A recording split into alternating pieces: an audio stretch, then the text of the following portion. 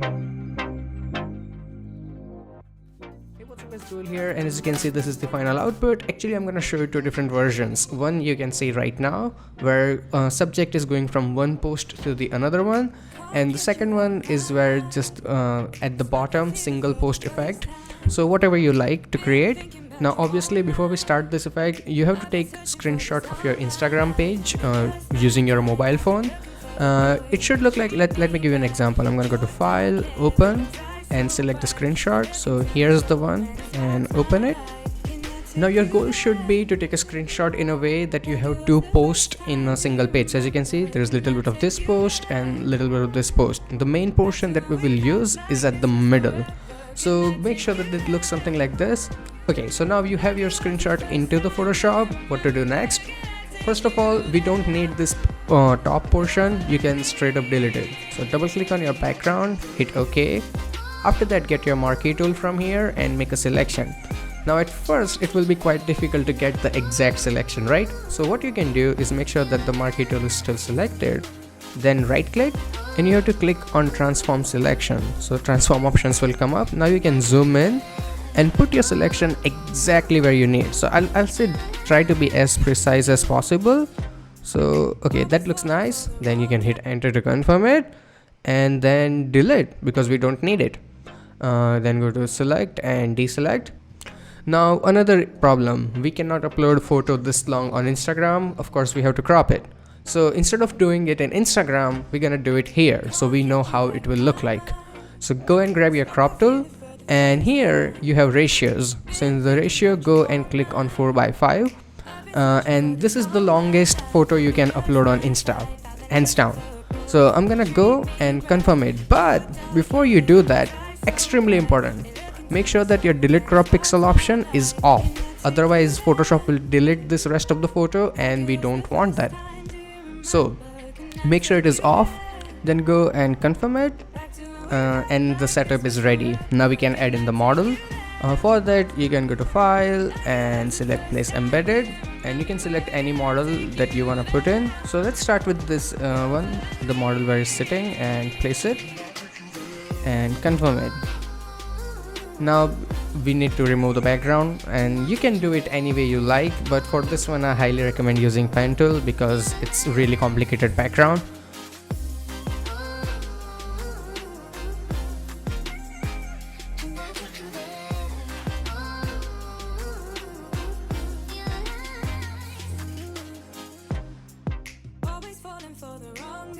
Okay, we are done with the pen tool, and to turn it into selection, all you have to do is press Command Enter and it will turn it into a selection, and then you can apply a layer mask. So go and click on this third icon and the model is out from the background.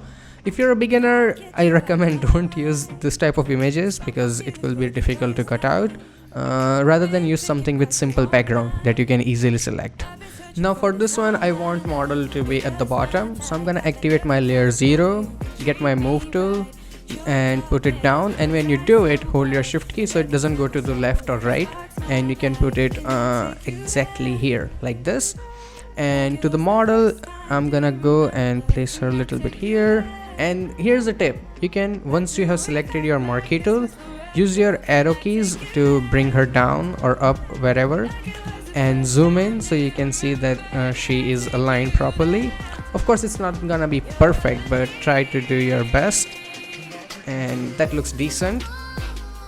The model is a little bit bigger than I want, so I'm gonna press Command T and make her a bit smaller. Now let's add the background photo. Go to File, Place Embedded, and select any photo that you want to use as background. So I'm gonna select this sky, place it,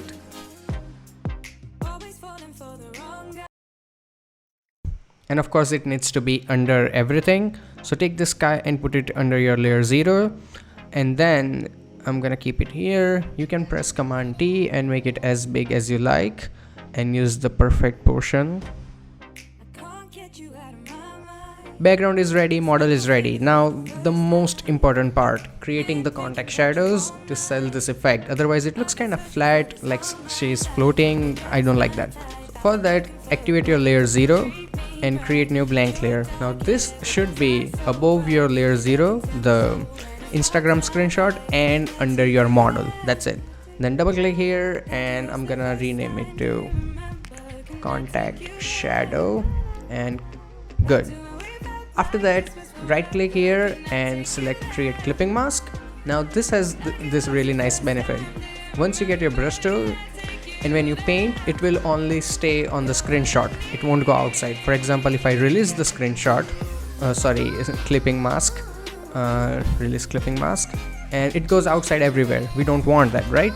So right click and create clipping mask, and it will only stay there. Clear? Good. So we have layer 0, we have contact shadow layer, and now we can start painting.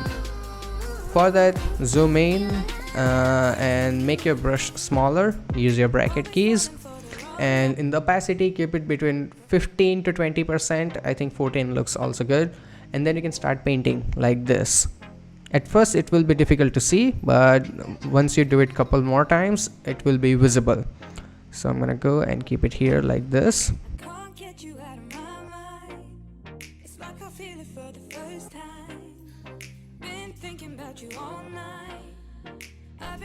So as you can see, this is with shadow and this is without the shadow. It gives a lot more depth. Another cool thing, if you want to make the shadow stronger, you can press Command J and it will double the amount. You can again right click and create clipping mask, so it will stay there and it is stronger. If you want to make it lighter, so delete this one of course. And on the original one, you can reduce the opacity, so it is a lot more lighter than you need. But I think this one at 100 looks alright. So this is how you do the effect with single post. Now let's do the double post. So for that, let's delete the old stuff. We don't need this model, we don't need this. Oops, we need that one. we need layer 0. Okay. Then let's place the skateboard girl. For that, file and place embedded.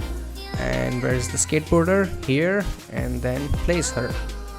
Now see, this is a really good photo if you're a beginner, because removing background is super easy here.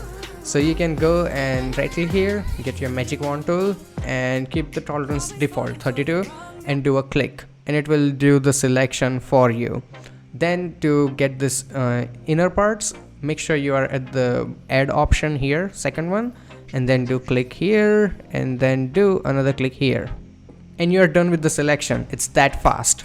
Then we have selected the background. Okay, so then go and apply the layer mask. So it is exactly opposite of what we need, so make sure your layer mask is active and then press Command I. So only model is visible, background is gone, easy peasy. Now before we go further, you might have a situation like this. As you can see, it deleted a little bit of the hat and you can bring it back easy. Get your brush tool and right click, make sure hardness is like 70-80% and opacity is 100, and the color here should be white, and you are painting on the mask. Okay, then when you paint, you can bring back the hat like this. Not only that, you can also erase. So let's say I paint a little bit too much, you can go and change to black color and then you can erase whatever you don't like. It's convenient as hell. So that's done, and for this portion, just right click on your layer mask and select and mask. And in old version, it's a refine edge. So select that, and there make sure you have the second option selected, the refine brush tool, and then make it smaller and paint here like this, and it will get rid of the white background. Not a big deal. Hit OK. The skateboarder is cut out, it looks very clean. After that, activate your layer 0, get your marquee tool and then drag it up like this. You know what, let's make the canvas light gray so you can see the post properly, and yeah, better. So model and background setup is ready. Now we can add in the shadows.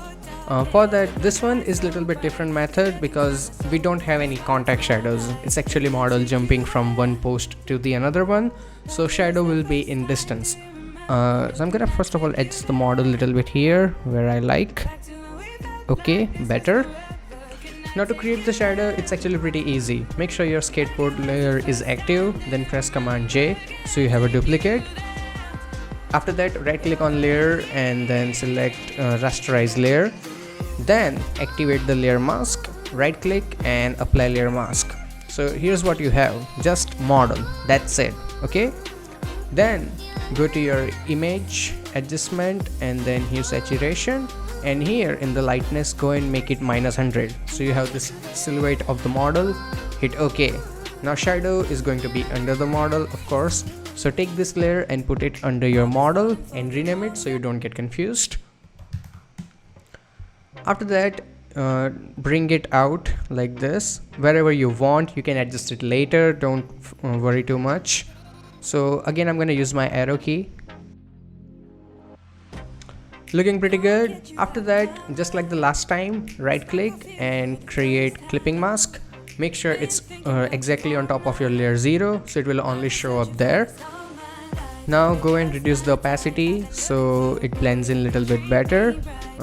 Looking nice, but the shadow is way too sharp and it doesn't look that natural.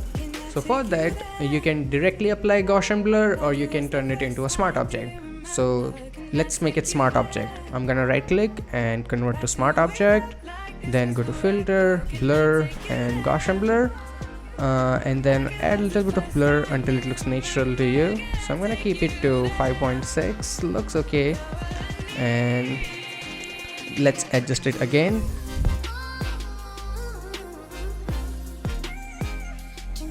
I reduced the opacity a little bit more and now it looks better. The biggest advantage of turning it into a smart object is that now you can double click on your Gaussian blur and change it however you like, more or less whatever you prefer. So 5 pixel, okay, looks nice. And that's it. This is how you can create your 3D Instagram photos. And best thing is that this is nothing, like you can be much more creative using this technique, and you can also be very subtle. For example, look at this, nothing crazy, nothing fancy, just little bit of hand comes out and little bit of head goes out of the frame. I just added this white strip to create that illusion. And another thing, if you want to check out like how it will look on Instagram before uploading, kind of easy thing to do. Look at this. I went to my Instagram profile and I took a screenshot of a post that was also 4x5. Like I know because I uploaded it that this is also 4x5 photo. So you take the screenshot, you bring it into the Photoshop, right?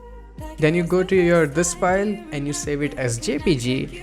Then you come back here and then you place it here. You can go to file and place embedded and you can place that file, and then you can check if it looks really nice or not just by putting it on top of it.